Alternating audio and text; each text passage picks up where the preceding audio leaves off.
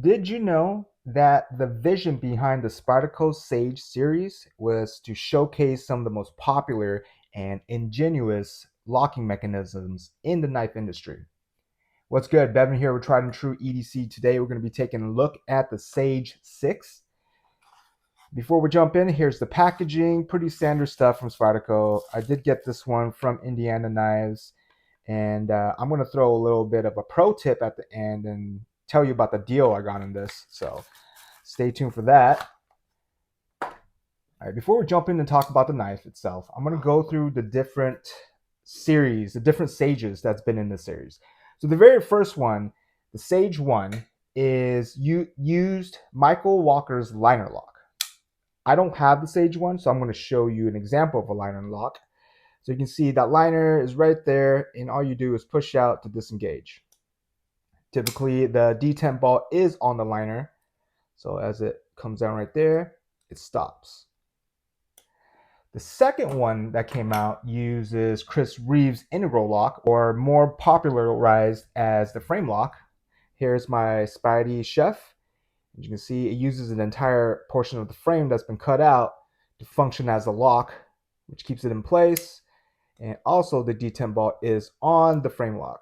This one doesn't have a steel bar insert, but that's how the frame lock functions. The third one is more unique. Blackie Collins is the one that created the bolt action lock. Now, according to Google, the bolt action lock functions very similar to the caged ball bearing lock, which is on the Manix 2. This is the lightweight version. I replaced it with Applied Weapons Technology scales. And they're aluminum. Back to the lock. So you disengage, and there's a ball bearing that gets stuck in place on the tang of the blade. And once you release it, pops out of place, allows the blade to retract. The bolt action uses a wedge-shaped rod that sneaks into that portion of the blade, and that's what keeps it in place. So when you disengage, you're pulling back on that rod, which allows it to close. The fourth one, Sage 4, uses what was popularized by Al Marr, his mid backlock. I will say the mid backlock is a little bit higher towards the top of the handle. Not by much, but if you were just to shift it over just a little bit, maybe half an inch, that's where it would be. This is just the native 5 using a backlock, and so it functions very similar, right? It has a metal piece that acts like a spring. So when you press on it, it allows you this portion of the lock bar to pop up, which will allow you to disengage.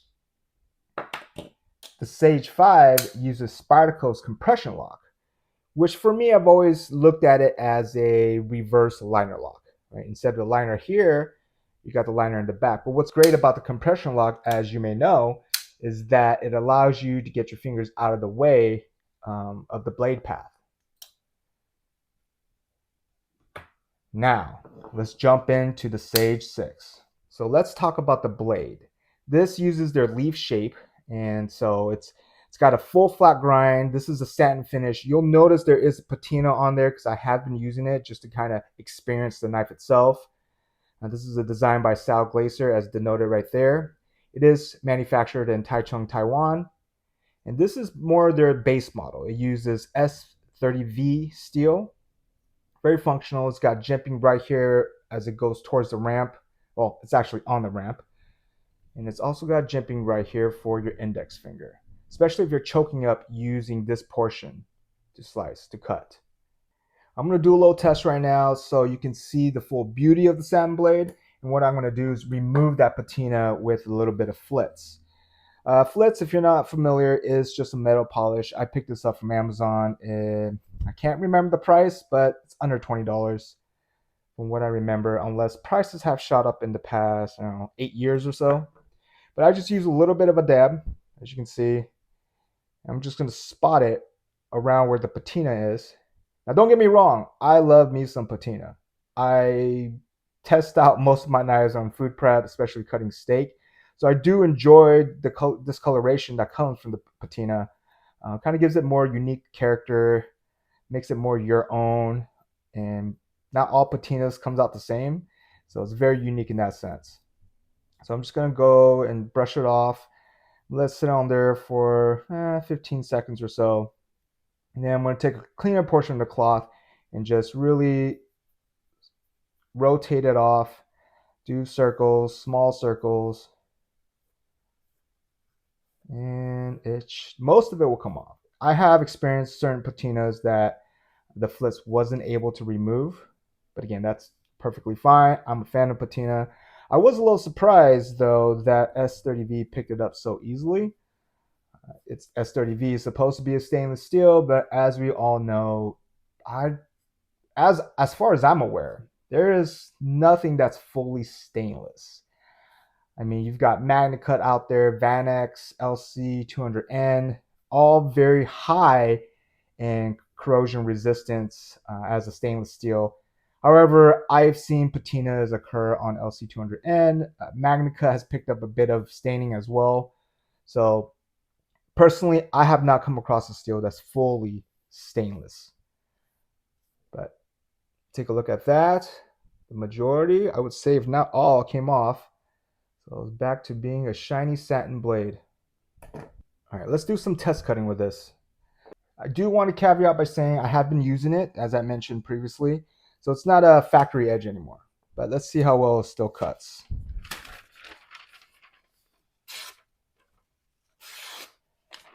Yeah, super slicey, clean cuts right there. Got a zip tie. Fairly easy to get through that. Here's some 3/4 of an inch poly rope. Oh, excuse me, I think it's 3/8 of an inch actually. Those are very clean on this. So I've had tested some other knives that aren't as clean. Let's go back to that paper.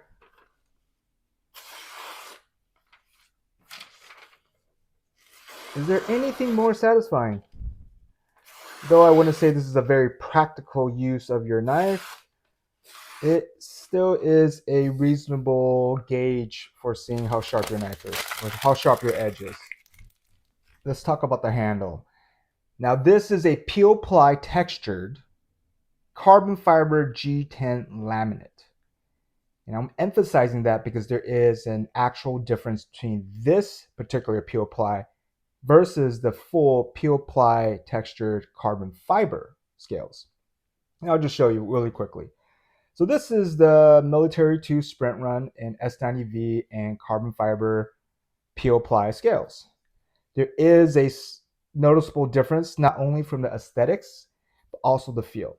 There's more grip on the peel ply full carbon fiber versus the laminate that has G10. You can see all the different hardware spots, one for the pocket clip, which also has a standoff holding the handle together. Yeah, another body screw and then the pivot screw. But overall, it has a very clean look to it, I would say. The finish is nicely done, as you would expect from most Spydercos in their production line. It's got a bit of jimping right here as part of the liners. And we will touch on the Loctite, by the way. So let's do some size comparisons. On the bottom, I have a native 5. On top, let's throw in a Manix 2. You can see definitely more similar in terms of the native 5 from overall length, though I would say the Sage 6 does have a longer cutting edge than the native 5. Let's throw in a PM2 for good measure. Much larger, as you can see. And why don't we do one more just to be outrageous in terms of not a really good comparison. So much smaller than we use compared to a Military 2 or even the Military 1. Let's talk about the action.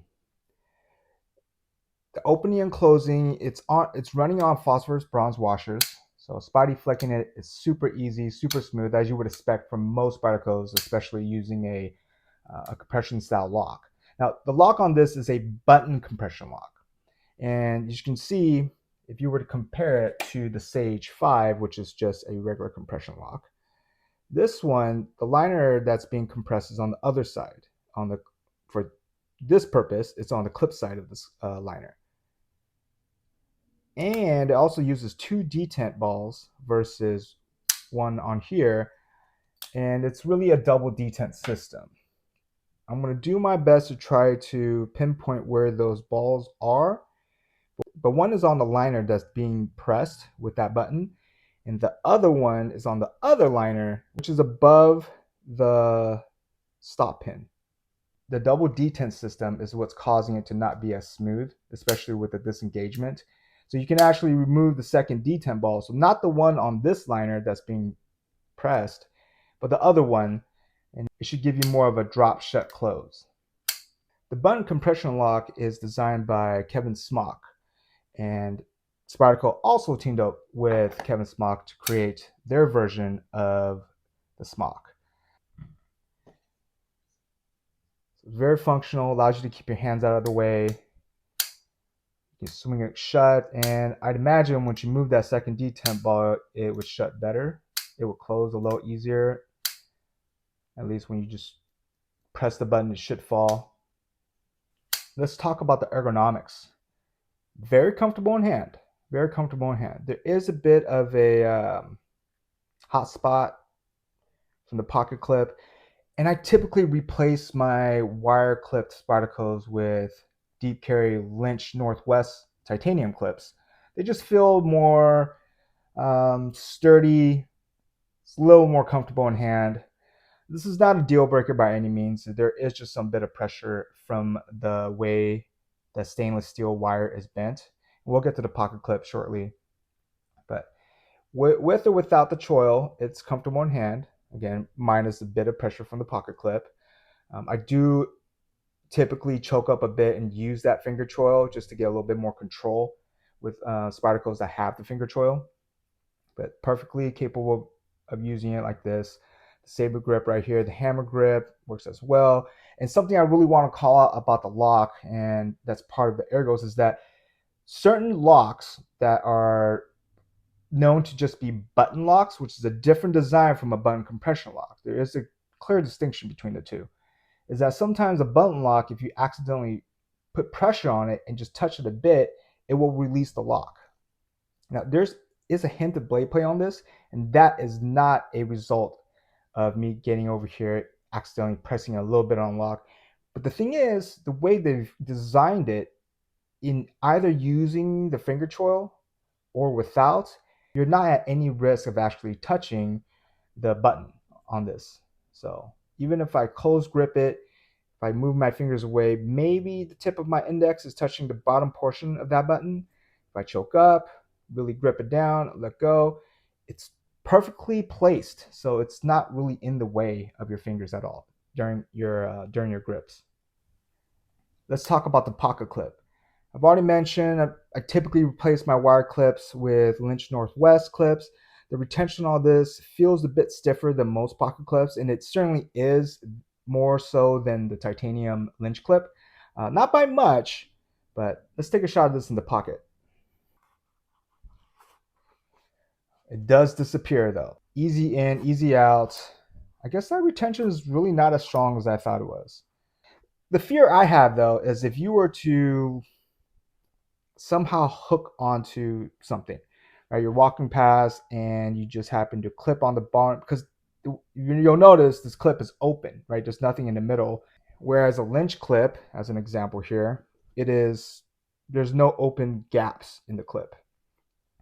So one of the fears I have, it hasn't happened, is that if you clip onto something, hooks up, it will either bend the clip out, you might lose your knife, at least damage the pocket clip. Something to just be aware of. I like the aesthetics of the titanium clip a little bit more. This is a reversible clip, so you can throw it on the other side, and you would want to, actually you can use the bolt. Sometimes on certain wire clip models, this is not a screw. It's just it's a pin that you would have to reverse, but not in this case. This one is screw in construction, so you can just move that clip to the other side if you need to for a left-hand carry. And I would say this maybe not fully ambidextrous just because it's not symmetrical in that sense, but it is easier to disengage with the button compression lock than it is a regular compression lock. So as an example, here's the Sage 5 with just a compression lock.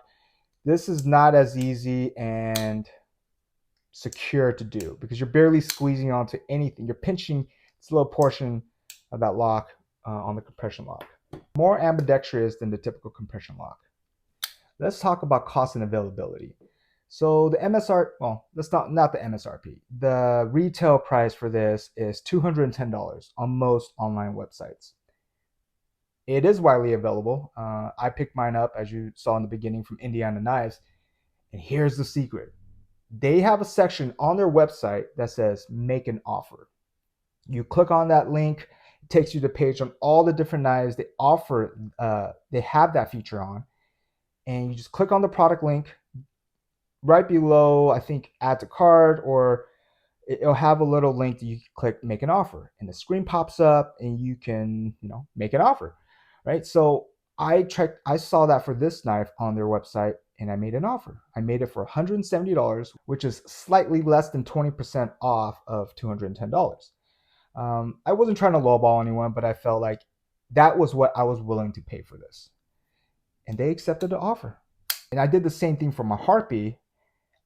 But what happened was I offered 20% again off the retail price. They came back with a counter offer right away, and I accepted it. So I thought that was a very cool and unique way to sell a knife that has to abide by IMAP.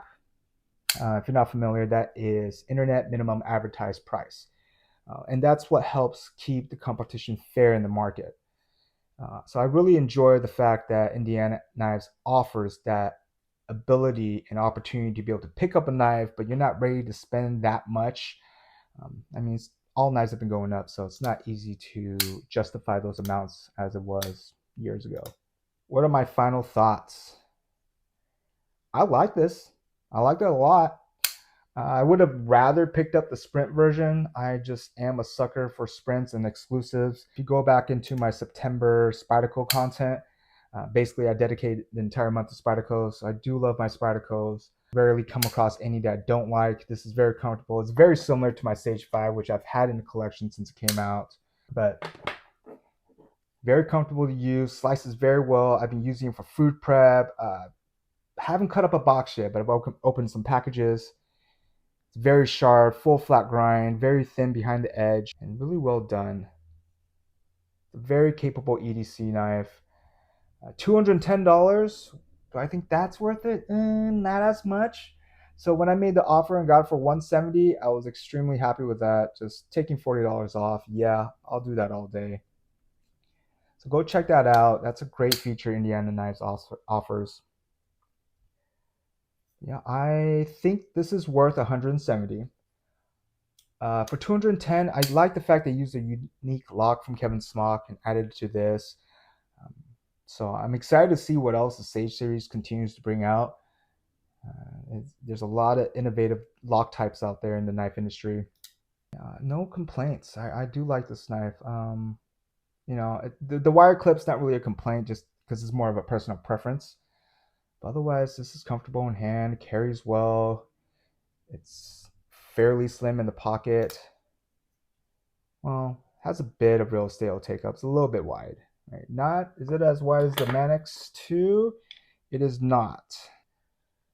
But that's kind of what comes with the leaf-shaped blades from Spyderco. They do tend to be a little more wide in the pocket. But no complaints. I'm contemplating whether or not I should take out the second D10 ball. Comment and let me know if you think I should. If I get enough people, maybe I will, and then I'll make a video on how to do that. I've never done it myself, so I guess I'll be figuring it out. Let me know if you picked one of these up as well. I do post a lot of resources and things I've talked about, especially about the history of the Spyderco Sage series. And I'll have it all in the description, so make sure you click on that, check that out if you're interested. But if you already know, then you already know. I thought that was very interesting, though. I really appreciate your time. I hope you enjoy the rest of your day. Let me know if you have any questions or comments. Please post it. I'd love to engage with the community. And stay frosty.